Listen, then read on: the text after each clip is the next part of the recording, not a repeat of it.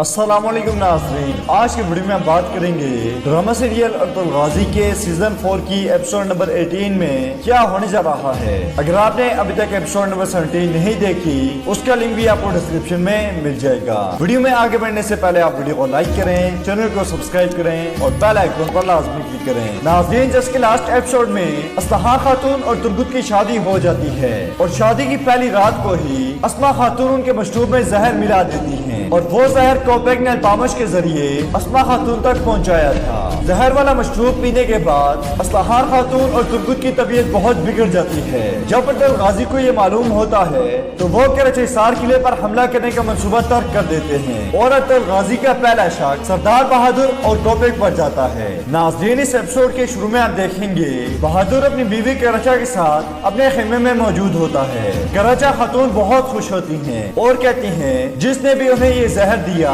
वो सलामत रहे। ये सुनकर बहादुर कहता है, खातून ये चीज बिल्कुल भी अच्छा शगुन नहीं है। उन्होंने मेरी मदद तक कबूल नहीं की।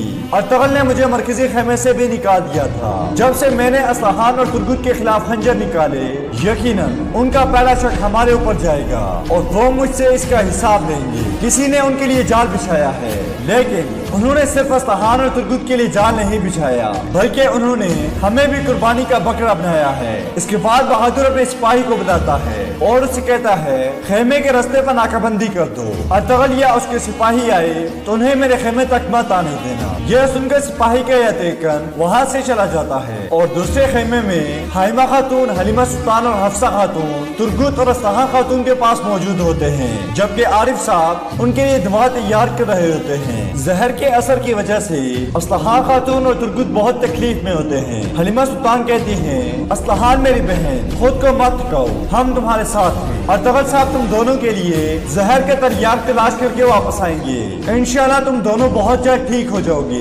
यह सुनकर असलहा खातून शदीद तकलीफ में कहती हैं, आप सब मेरे लिए दुआ करें। और इसके बाद असलहा खातून बेहोश हो जाती हैं। ये देखकर आरिफ साहब एकदम से असलहा खातून के पास जाते हैं और उनकी चलती हुई सांसें सुनने की कोशिश करते हैं और कुछ देर बाद ही असलहा खातून फिर से होश में आ जाती हैं और इसी दौरान वहाँ अर्तुगल गाजी आते हैं और तुर्गुत और असलहा खातून के पास बैठ जाते हैं। फिर कहते हैं, तुर्गुत मेरे भाई, मैं इसके जिम्मेदार को ढूंढूंगा और इस बीमारी का इलाज भी तलाश करूंगा और उन सबको निशाने इबरत बना दूंगा। यह सुनकर तुर्गुत जो शदीद तकलीफ में होता है कहता है, हुजूर मैं जानता हूँ, मुझे इस पे कोई शक नहीं। और फिर यही बात अर्तुगल गाजी असलहा खातून से कहते हैं और असलहा खातून कहती हैं, हुजूर मैं मरने से नहीं डरती, मुझे डर इस बात का है कि मेरे कबीले पर गिदड़ों का कब्जा ना हो जाए। मैं अपना कबीला आपके हवाले करती हूँ। इसके बाद असलहा खातून फिर से बेहोश हो जाती हैं। ये देखकर आरिफ साहब कहते हैं, हुजूर फिक्र मत करें, ये थक कर सो गए हैं, लेकिन हुजूर अगर हमने इस जहर के तरियाक जल्द ना ढूंढा तो हम इन दोनों को खो देंगे। ये सुनकर अर्तुगल गाजी बहुत गमगीन हो जाते हैं और दूसरी जानिब काई कबीले में तीतान तिबी खेमे में कुछ तलाश कर रहा होता है। इसी दौरान वहाँ सफदर आता है। तीतान को देखकर सफदर पूछता है, तीतान तुम यहाँ क्या तलाश कर रहे हो? इस पर तीतान कहता है, मैं अपने जख्मों के लिए मरहम लेने आया था। सफदर को परेशान देखकर तीतान पूछता है, सफदर तुम इतने परेशान क्यों लग रहे हो? इस पर सफदर आरिफ साहब की बताई हुई चीजें तलाश करते हुए कहता है, सिपाही तुर्गुत और असलहा खातून को जहर दे दिया गया है और मैं यहाँ आरिफ साहब की ज़हन के थैले लेने आया हूँ जो उन्हें उनके लिए चाहिए। और फिर सफदर आरिफ साहब का थैला लेकर वहाँ से निकल जाता है। नाज़रीन, इसके बाद आप देखेंगे कोपेक जंगल में अपने खेमे में मौजूद होता है। इसी दौरान गोगतोक आता है और कोपेक से कहता है, अमीर हजरत, अस्मा ने आपके हुक्म की तामील कर दी। असलहा खातून और सिपाही तुर्गुत दोनों मौत के दहाने पर हैं। यह सुनकर कोपेक कहता है, आला, बहुत आला। फिर कोपेक कहता है, गोगतोक अपने आदमियों को लेकर जाओ और जब अल्पामश अस्मा खातून को मार दे तो तुम उसी मौके पर अल्पामश का भी काम तमाम कर देना। यह सुनकर गोगतोक वहाँ से चला जाता है और कोपेक कहता है, अफसोस असलहा, सद अफसोस। नाज़रीन, इसके बाद आप देखेंगे तीतान जंगल में एक जगह पर जाता है और वहाँ से कबूतर निकालता है। फिर उस कबूतर के पाँव में खत डाल देता है जिसमें तुर्गुत और असलहा खातून के बारे में लिखा होता है। और कबूतर के पाँव में वो खत बांधने के बाद उसे कराची हिसार किले की तरफ उड़ा देता है। दूसरी जानब चावदार कबीले में अरतल गाजी अस्ताहार खातून के मुलाजमों और करीबी सिपाहियों के साथ मौजूद होते हैं और उनसे पूछ-गुछ कर रहे होते हैं। इस पर खातून मुलाजमा कहती हैं, हुजूर हमारे अलावा कोई खेमे में नहीं आया। यह सुनकर अरतल गाजी गिरजा और अस्मा खातून को रोक कर बाकी तमाम खातून को वहाँ से भेज देते हैं। इसके बाद अरतल गाजी अस्मा के पास आते हैं जो अपने जमीन के बोझ और खौफ की वजह से कांप रही होती है। अरतल गाजी कहते हैं, अस्मा अच्छी तरह सोचो, तुम अस्ताहार खातून की खास बंदी थी, तुम्हारे अलावा मरकजी खेमे में कौन आया था? यह सुनकर अस्मा खातून कहती हैं, हुजूर अस्ताहार खातून के खेमे में हाइमा खातून और हलीमा सुल्तान आई थी और इसके अलावा किरजा भी। यह सुनकर अरतल गाजी किरजा से पूछते हैं, किरजा क्या कोई ऐसा है जिस पर तुम्हें शक हुआ हो?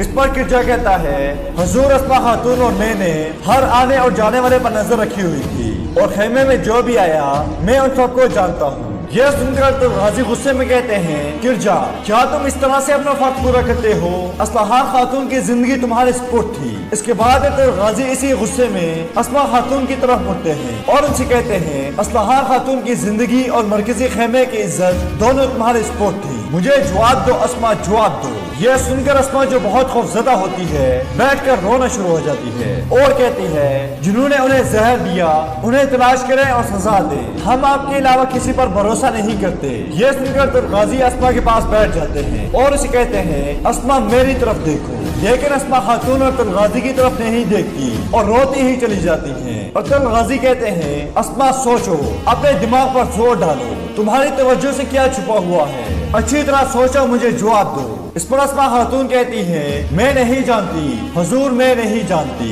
उन्होंने हमारे खुशी के दिन को दुख में बदल दिया।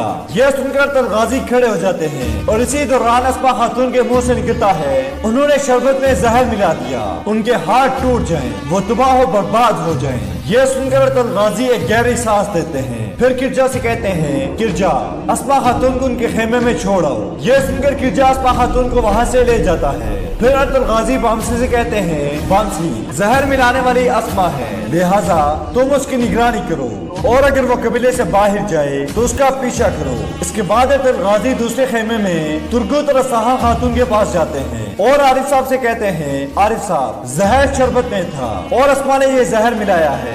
यह सुनकर आरिफ साहब जग उठाते हैं और उसे सूंघते हैं और मशरूब सूंघने के बाद कहते हैं, बिल्कुल इसी मशरूब में जहर मिलाया गया है, जैसे ही सफदर मेरा सामान लेकर आता है मैं इसका तरियाक बनाऊंगा। अरतल गाजी कहते हैं, बांसी अस्मा खातून का ताकुब करेगा और अस्मा खातून हमें उस शख्स तक लेकर जाएंगी जिसने जहर मिलाने का हुक्म दिया था। यह सुनकर आरिफ साहब कहते हैं, अरतल साहब आपने ठीक किया, हमें उस बंदे को तलाश करना है जिसने जहर बनाया और उसको दिया, ताकि हम जहर के तरियाक बना सके। यह सुनकर हलीमा सुल्तान कहती हैं, आरिफ साहब आपने कहा था कि हमारे पास वक्त नहीं है। हाल लेने वाली सांस के साथ वो अपनी मौत के करीब जा रहे हैं। इस पर आरिफ साहब कहते हैं, जब सफदर कबीले से मेरा जहर थैला लेकर आएगा तो मैं देखूंगा कि शरबत में किस किस्म का जहर था, फिर मैं जहर के मुताबिक तरियाक बनाऊंगा। इसके बाद अरतल गाजी गुनगूत को बुलाते हैं और उसे कहते हैं, बहादुर साहब और करजा खातून दोनों को मरकजी खेमे में लेकर आओ। यह सुनकर गुनगूत वहाँ से चला जाता है और दूसरी जानिब बहादुर अपनी बीवी करजा के साथ अपने खेमे में मौजूद होता है